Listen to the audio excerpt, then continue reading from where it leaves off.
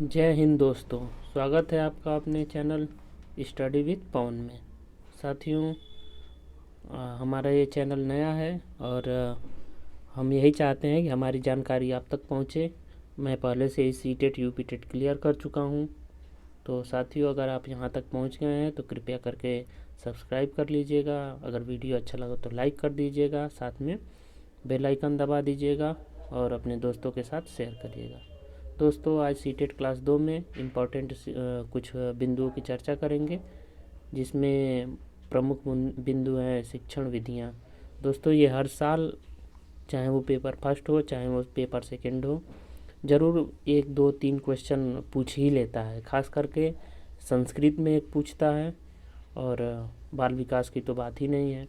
तो दोस्तों, सबसे पहला बिंदु हमारा है आगमन विधि। तो इस पे सबसे पहला ही बिंदु आता है कि इसके प्रतिपादक कर्ता कौन है, यानी इसके खोजकर्ता या फिर इसको सबसे पहले किसने दिया था।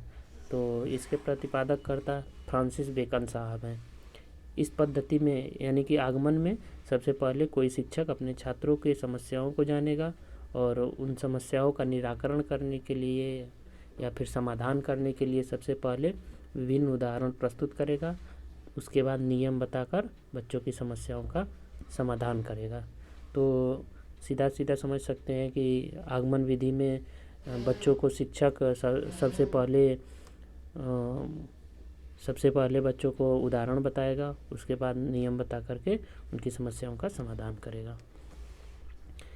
इसमें प्रमुख बिंदु ये है कि इस विधि में शिक्षार्थी के सम्मुख विभिन्न उदाहरण प्रस्तुत किए जाते हैं तथा फिर उन्हीं के माध्यम से विषय वस्तु का सिद्धांत का प्रतिपादन किया जाता है। इस विधि से गणित के नवीन नियम, सिद्धांत, संबंध आदि ज्ञात किए जाते हैं। दोस्तों, यही इसमें सबसे महत्वपूर्ण इसके शिक्षण सूत्र होते हैं कि जो कि पूछ लेता है कि आगमन विधि में किस शिक्षण सूत्र का उपयोग होता है, निगमन विधि में किस शिक्षण सूत्र का उपयोग होता है। तो दोस्तों, इसको याद करने का सबसे सरल तरीका है। देखिए, जैसे कि आगमन विधि, आगमन में बच्चों को पहले से जानकारी होती है जो कि विशिष्ट ज्ञान के तरह से होता है बच्चों के लिए। तो सीधे सीधे रिलेट कर सकते हैं कि आगमन विधि में बच्चों को विशिष्ट से सामान्य की तरफ, यानी कि जो जानकारी है बच्चों को, वो बच्चों के दृष्टि से उनके लिए विशिष्ट है। जो बच्चों को पहले से ज्ञात हो तो ज्ञात से अज्ञात की तरफ, मूर्त से अमूर्त की तरफ। जो बच्चा समझ सकता है, देख सकता है, तो मूर्त चीज़ें होती हैं और जो कल्पना करता है वो अमूर्त चीज़ें होती हैं। तो बच्चों को मूर्त से अमूर्त की तरफ शिक्षण के माध्यम से शिक्षा दी जाती है। आगमन विधि में प्रत्यक्ष से प्रमाण के तरफ, यानी कि बच्चा जो देखा रहता है उसके बाद उसको प्रमाण दिया जाता है। तो उसी से आप रिलेट कर सकते हैं कि प्रत्यक्ष से प्रमाण तक। सीमित से व्यापक, बच्चा जो भी जानकारी जानता है उसके लिए वो सीमित होती है, तो उसी सीमित जानकारी से ही और अधिक उसको ज्ञान दिया जाता है, तो वही व्यापक हो जाता है। तो समझ सकते हैं, सीमित से व्यापक, सरल से कठिन, उदाहरण से नियम के तरफ, स्थूल से सूक्ष्म की ओर, इत्यादि शिक्षण सूत्रों का प्रयोग किया जाता है। साथियों, उम्मीद करते हैं कि आपको शिक्षण विधियाँ समझ में आ गई होंगी कि बालक को आगमन विधि में कैसे शिक्षण विधियों का प्रयोग करके शिक्षा दी जाती है। एक बार और दोहरा देते हैं। विशिष्ट से सामान्य की ओर, ज्ञात से अज्ञात की ओर, मूर्त से अमूर्त की ओर, प्रत्यक्ष से प्रमाण की ओर, सीमित से व्यापक की ओर, सरल से कठिन की ओर, उदाहरण से नियम की ओर, स्थूल से सूक्ष्म की ओर। साथियों, आप अपने आप को न याद करने के लिए सोचिए कि आप सोचिएगा कि हम बच्चे को पढ़ा रहे हैं और उनको हमको याद दिलाना है या फिर याद कराना है, तो आप अपने आप से ही समझ जाएंगे। आप ज़्यादा जोर दे करके याद करेंगे, शायद एग्जामिनेशन हॉल में भूल जाएं। तो इसीलिए आप सोचिएगा कि हम बच्चों को पढ़ा रहे हैं, बच्चे की मानसिकता क्या है, आप एकदम बच्चे होकर के सोचिएगा। आगे का पॉइंट देखते हैं। यह विधि छोटी कक्षा के छात्रों के लिए अधिक उपयुक्त होती है। देखिए, आगमन विधि होती है, छोटे बच्चों को कैसे सिखाना है, क्या करना है, उसी सब शिक्षण सूत्रों का प्रयोग करते हैं। और आप देख ही रहे हैं कि आगमन विधि छोटे बच्चों के लिए या फिर छोटी कक्षा के लिए उपयुक्त होती है। अब अगला पॉइंट आता है निगमन विधि। दोस्तों, आगमन विधि से सीधे उल्टा होता है निगमन विधि। तो आप समझ सकते हैं कि ये किसके लिए लाभदायक है। ये बड़े बच्चों के लिए लाभदायक है। सबसे पहले देखते हैं इसके प्रतिपादक या खोजकर्ता कहें या फिर कुछ भी कह सकते हैं, इसके प्रतिपादक कर्ता अरस्तु साहब हैं। इस विधि में छात्रों की समस्या समाधान के लिए शिक्षक सबसे पहले छात्रों के समक्ष कुछ नियमों या सिद्धांतों को प्रस्तुत करता है। जी हाँ, पहले उसमें उदाहरण से नियम के तरफ जाया जाता था, और इसमें क्या है, नियम से सिद्धांत या नियम से उदाहरण की ओर जाया जाता है। तत्पश्चात उससे संबंधित विभिन्न उदाहरण को प्रस्तुत करके शिक्षक छात्रों की समस्या का समाधान करता है। उसे ही निगमन विधि कहते हैं। सिंपल है दोस्तों। आगमन विधि का उल्टा होता है निगमन विधि। और निगमन में देखिए नी और नी, नियम से निगमन हो गया और निगमन से नियम हो गया। नियम को ही सिद्धांत कहा जाता है। तो आप समझ सकते हैं और याद करने में आपको सहूलियत भी हुई होगी। बढ़ते हैं अगले पॉइंट की तरफ। यह विधि कठिन विषयों और बड़ी कक्षा के छात्रों के लिए उपयुक्त मानी जाती है। आगमन विधि था छोटी कक्षा के लिए, निगमन विधि है बड़ी कक्षा के लिए। इसमें निम्नलिखित शिक्षण सूत्रों का प्रयोग किया जाता है। अब देख लीजिए, उसी का सेम उल्टा है, बस केवल सामान्य से विशिष्ट की ओर। उसमें विशिष्ट बालक को जानकारी जो रहती थी वो विशिष्ट होती थी बालक के दृष्टि से, और यहाँ पे सामान्य हो गई। अज्ञात से ज्ञात की ओर, अमूर्त से मूर्त की ओर, प्रमाण से प्रत्यक्ष की ओर, व्यापक से सीमित की ओर, कठिन से सीमित की ओर, नियम या सिद्धांत से उदाहरण की ओर। साथियों, याद रखिएगा एक बात कि नियम और सिद्धांत दोनों एक ही चीज़ हैं। कंफ्यूज मत होइएगा एग्जामिनेशन हॉल में। सूक्ष्म से स्थूल की ओर। बढ़ते हैं अगले पॉइंट की ओर। विश्लेषण विधि। विश्लेषण विधि में साथियों, विश्लेषण का अर्थ ही होता है तोड़ना। जैसे विद्यालय है, विद्यालय का संधि विच्छेद करेंगे या फिर तोड़ना कहते हैं, तो उसका संधि विच्छेद करेंगे या फिर विश्लेषण करेंगे। उसको छोटे छोटे खंडे में विश्लेषण, अगर कोई बातचीत करता है तो हम यही कहते हैं ना कि बहुत विश्लेषण कर रहा है। जैसे क्रिकेट होता है तो क्रिकेट में जो विशेषज्ञ होते हैं तो वो विश्लेषण करते हैं कि किस खिलाड़ी ने, यानी छोटी छोटी उनकी कमियों को, उनकी अच्छाइयों को देख करके बताते हैं। तो ऐसे विश्लेषण विधि का विश्लेषण से ही तात्पर्य होता है कि विश्लेषण करना, यानी कि अलग अलग करना, उनकी छोटी छोटी खूबियों को, उनकी कमियों को बताना। तो विश्लेषण विधि एक तर्कमूलक या वैज्ञानिक प्रधान विधि है। इस शिक्षण प्रक्रिया में शिक्षक किसी समस्या का समाधान करने के लिए प्रतिपादित तथ्यों एवं विषय वस्तु को छोटे छोटे खंडों में विभाजित करने के पश्चात शिक्षण समस्या का समाधान करता है। तो वह विधि विश्लेषण विधि कहलाती है। इसका मुख्य प्रयोग गहन अध्ययन, कठिन विषयों एवं उच्च स्तरीय कक्षा के छात्रों के लिए प्रयोग किया जाता है। जैसा कि आप समझ सकते हैं कि विश्लेषण विधि, जाहिर सी बात है कि विश्लेषण बड़े लोगों का ही किया जाता है, छोटे बच्चों का तो कोई विश्लेषण करता नहीं है। तो इससे आप रिलेट कर सकते हैं कि विश्लेषण विधि जो होती है वो बड़े लोगों के लिए होती है। गहन अध्ययन, किसी के बारे में अधिक जानकारी करते हैं वो लोग जो विशेषज्ञ होते हैं, तो आप इससे रिलेट कर सकते हैं कि गहन अध्ययन, कठिन विषयों एवं उच्च स्तरीय कक्षा के छात्रों के लिए प्रयोग किया जाता है। यह निगमन विधि पर आधारित होती है। विश्लेषणात्मक विधि समस्या को हल की खोजने की एक तर्कमूलक विधि है। ये सीधे सीधे याद कर लीजिएगा कि विश्लेषणात्मक विधि समस्या को हल करने की एक तर्कमूलक विधि है। और ये भी याद कर लीजिएगा कि यह निगमन विधि पर आधारित है। सीधे सीधे क्वेश्चन यहाँ से पूछ सकता है। अगला है संश्लेषण विधि। संश्लेषण से नाम से ही जैसे ज्ञात हो रहा है कि संश्लेषण का अर्थ है जोड़ना। विद्याधन आलय बराबर विद्यालय, ये संश्लेषण हो रहा है इसका।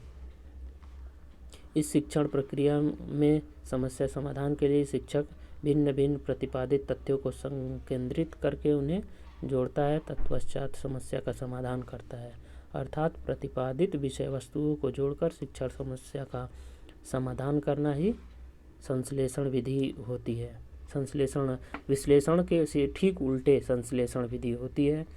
और उससे अगर विश्लेषण विधि आप समझ गए होंगे तो संश्लेषण विधि अपने आप आ जाएगी। यह विधि छोटी कक्षा के छात्रों के लिए अधिक उपयुक्त मानी जाती है। ये उदाहरण है और ये आगमन विधि पर आधारित होती है। ये भी याद रखिएगा। अगली विधि है अन्वेषण विधि। इसी को खोज विधि कहते हैं। इसी को करके सीखना विधि कहते हैं। करके सीखना विधि भी कहते हैं। अंग्रेजी में नाम इसका ह्यूरिस्टिक मेथड है। इसके खोजकर्ता H.E. आर्मस्ट्रॉन्ग साहब हैं। और ह्यूरिस्टिक शब्द अंग्रेजी भाषा के ह्यूरिस्को शब्द का अर्थ है से लिया गया है, जिसका अर्थ है मैं खोजता हूँ। शिक्षण की प्रक्रिया में अन्वेषण विधि को ही खोज विधि कहते हैं। यह अंग्रेजी भाषा के ह्यूरिस्टिक शब्द से बना है, जिसको अंग्रेजी के ह्यूरिस्टिक शब्द से बना है, जो ह्यूरिस्को शब्द बनाता है। यहाँ पे बनाता होना चाहिए। इस विधि में छात्र मुख्य रूप से भूमिका में होते हैं, जहाँ शिक्षक की भूमिका गौण होती है या फिर पथ प्रदर्शक के रूप में होती है, और छात्र को खोजी के रूप में बनाया जाता है। जी हाँ दोस्तों, अन्वेषण विधि यानी कि खोज विधि, आप सोच सकते हैं कि बच्चे को खोज करने के लिए प्रेरित करने पे ही वो अपने कक्षा में या फिर अपने ज़िंदगी में आगे बढ़ेगा। तो इसी से रिलेट करके जान सकते हैं कि खोज विधि किसके लिए महत्वपूर्ण है। तो और इसमें कौन गौण रहता है, इसमें कौन सक्रिय रहता है। तो इसमें बालक गौण होता है, शिक्षक गौण होता है, शिक्षक जो होता है वो गौण होता है, और बालक इसमें मुख्य बिंदु होता है जो कि करके सीखता है। इस विधि में छात्र स्वयं तथ्यों को एकत्रित करके उनका विश्लेषण करके स्वयं ही समस्या का समाधान करता है या स्वयं ही सीखता है। इसमें टीचर बस केवल एक पथ प्रदर्शक होता है। इसको ध्यान रखिएगा कि विश्लेषण विधि में शिक्षक गौण या फिर पथ प्रदर्शक होता है, और जो बच्चा है वो सक्रिय रूप से अपनी भूमिका को अदा करता है और अपना खोज विधि करता है या फिर जो भी। इसलिए इस विधि को करके सीखना विधि कहते हैं। दोस्तों सीटेट का में ज़्यादा हार्ड नहीं होता है। सीटेट का बस केवल लैंग्वेज लोगों को समझ में नहीं आता है। एक ही चीज़ों को 4 बार 5 बार 6 बार अलग अलग नामों से दिया रहता है, जिसको हम समझ नहीं पाते हैं। तो नाम ज़रूर से याद करिएगा कि क्या कौन सी चीज़ को कहते हैं। देखिए इसी के 3-4 नाम हो गए। एक ह्यूरिस्टिक अंग्रेजी में हो गया, करके सीखना हो गया, खोज विधि हो गया, और एक क्या कहते हैं कि अन्वेषण विधि हो गया। आगे बढ़ते हैं। ह्यूरिस्टिक विधि में प्रत्येक छात्र को एक निर्देशित मुद्रित पृष्ठ दिया जाता है, और छात्र जिस समस्या का चयन किया रहता है उसका प्रयोग उपयुक्त निर्देशों के अनुसार करता है। यदि छात्र के प्रयोग के दौरान कहीं समस्या आती है तो वह स्वतंत्र रूप से उस समस्या पर शिक्षक से परामर्श ले सकता है। आप समझ सकते हैं कि शिक्षक जब गौण है तो वो जा कर के जब मर्जी बच्चे को अगर दिक्कत होगी तो वो शिक्षक से परामर्श ले सकता है। यह एक निर्णयात्मक विधि है। इस विधि की विशेषता है कि यदि छात्रों को उचित प्रशिक्षण प्रदान किया जाए तो खोज विधि के द्वारा बालकों के मानस पटल पर परिश्रम करने की मानसिक क्षमता का विकास हो जाएगा। आप सोच सकते हैं अगर बालक सक्रिय रूप से सीखेगा तो उसे आगे बढ़ने के लिए या फिर उसके मानसिक विकास को करने के लिए कोई रोक नहीं सकता है। इसमें कुछ कथन है, जैसे कि आर्मस्ट्रॉन्ग साहब ने कहा है कि किसी भी विषय को सीखने की प्रक्रिया ही अन्वेषण है। यह छात्रों को विषय संबंधी तथ्यों एवं सिद्धांतों की खोज स्वयं करना सिखाती है। अन्वेषण ऐसा कुछ होगा अगर विकल्प जैसे क्वेश्चन आएगा, कोई पैराग्राफ दे दिया, पूछ लेगा कि किसने कहा है, तो अन्वेषण से संबंधित कोई रहेगा चीज़ तो उसको सीधे सीधे आप आर्मस्ट्रॉन्ग मारिएगा। अगली विधि है खेल विधि। इसके प्रतिपादक कौन है? हेनरी काल्डवेल कुक साहब हैं। खेल विधि हेनरी काल्डवेल कुक, ये बहुत ही महत्वपूर्ण विधि है। और इसमें शिक्षण प्रक्रिया में जब विभिन्न प्रकार के खेल प्रक्रमों के माध्यम से शिक्षक समस्या का समाधान करता है तो वह खेल विधि होती है। ये सबसे आसान है कि खेल विधि का प्रयोग होगा तो अगर किसी समस्या को सॉल्व करने के लिए खेल विधि का प्रयोग होता तो वही खेल विधि हो जाएगी। इस विधि के माध्यम से बच्चों में वस्तु ज्ञान, आकार ज्ञान, रंग साज तथा संख्या का ज्ञान कराया जाता है। जी हाँ, खेल खेल में आप बच्चे को गिनती करना आप खुद ही सिखाते हैं अगर आपके घर में छोटे बच्चे होते हैं। फिर आकार का ज्ञान भी करा देते होंगे, ये बड़ा है, ये छोटा है, ये कौन सी वस्तु है, ये भी बताते हैं यहाँ। और रंग साज यानी कि रंगों को भरना सिखाते हैं। अगली विधि है किंडरगार्टन विधि। किंडरगार्टन विधि के प्रतिपादक कौन है? फ्रॉबेल साहब हैं। आदर्शवादी शिक्षाविद फ्रॉबेल ने मुख्य रूप से 4 से 8 वर्ष तक के बालकों की शिक्षा के संबंध में अपना विचार व्यक्त किया है और उन्हीं के शिक्षा हेतु किंडरगार्टन प्रणाली का विकास किया है। तो इससे सीधे सीधे आप समझ सकते हैं कि किंडरगार्टन विधि होती है वो किसके लिए लाभदायक है, यानी कि ये छोटे बच्चों के लिए जो कि 4 से 8 वर्ष के होते हैं। किंडरगार्टन प्रणाली में निम्न सिद्धांतों पर आधारित है, यानी कि किंडरगार्टन जो शिक्षण पद्धति है वो निम्नलिखित शिक्षण विधियों पर आधारित है। जैसे एकता के सिद्धांत पर आधारित है, ज्ञान को अंदर से बाहर निकालने के लिए सिद्धांत पर आधारित है। अगर बच्चा खेलता है तो जाहिर सी बात है आप समझते होंगे कि अगर बच्चा खेलेगा तो एकता के सिद्धांत पर अपने सब जो खिलाड़ी होते हैं, अपने दोस्त मित्र होते हैं, उनको एकता के सिद्धांत पर ही खेलते हैं वो लोग। ज्ञान को अंदर से बाहर, जो भी उनके अंदर ज्ञान रहता है, जो भी उसके अंदर रहता है, वो बच्चा खेल के माध्यम से ही सारे के सारा अपना बाहर निकालता है। जैसे कि उसको गिनती कितना भी त्रुटिपूर्ण आती होगी, लेकिन अगर खेलता है तो वो गिनती जरूर गिनता है, दोस्तों में एकता बनाए रखता है। स्वतंत्रता का सिद्धांत, बच्चा जब खेलता है तो वो स्वतंत्रता का ही अनुभव करता है। आत्मक्रिया का सिद्धांत, खेल द्वारा सीखने का सिद्धांत, सामाजिक सहयोग का सिद्धांत आदि। दोस्तों आप समझ रहे होंगे, बच्चे को केवल आप एग्जामिनेशन हॉल में बैठिएगा तो आप एक शिक्षक या फिर शिक्षक अभ्यर्थी के रूप में ना सोचते हुए बस केवल बच्चे के बारे में सोचिएगा कि हाँ मैं बच्चा हूँ और मेरी बुद्धि नहीं, बच्चे की बुद्धि अगर होती तो क्या ऐसा क्या करता, जब शिक्षक पूछ रहा है तो बच्चा क्या करता है, या फिर जो भी नियम होते हैं, जो भी सब बताए जाते हैं, उसमें बच्चों को रख के ही, केंद्रित करके ही आंसर लगाने पे या फिर क्वेश्चन पढ़ने पे आपको बहुत सहूलियत मिलेगी। फ्रॉबेल आदर्शवादी दार्शनिक थे। उनका मत था कि मानव जन्मजात ज्ञानी होता है, सिर्फ उसे ऐसा बाह्य वातावरण देना चाहिए कि वह ज्ञान सही दिशा में अभिव्यक्त हो। फ्रॉबेल साहब का मानना था कि बच्चा जब पैदा होता है तभी से ज्ञानी होता है, बस उन्हें एक स्वास्थ्यपूर्ण वातावरण देना चाहिए। उन्होंने स्पष्ट किया है कि बच्चों के स्वाभाविक विकास में किसी भी प्रकार का हस्तक्षेप करने पर बच्चों का मानसिक विकास कुंठित हो जाता है। ये तो कोई भी आप भी समझते होंगे कि अगर किसी बच्चे को या फिर किसी के बारे में हस्तक्षेप करेंगे तो वो मानसिक कुंठा में ग्रसित हो जाता है। तो वही हाल इनका भी है कि ये सोचते हैं कि अगर हम बालक के किन्हीं भी स्वाभाविक विकास में अगर हस्तक्षेप करेंगे तो वो कुंठित हो जाएगा। अतः बच्चों को व्यक्तित्व का विकास उनकी आत्म क्रिया पर ही आधारित होती है। और देखिए ये बोनस आपको दे दिए हैं कि 1 पाउंड कितना होता है, लगभग 450 ग्राम के बराबर होता है। दोस्तों इसको ज़रूर से याद करिएगा।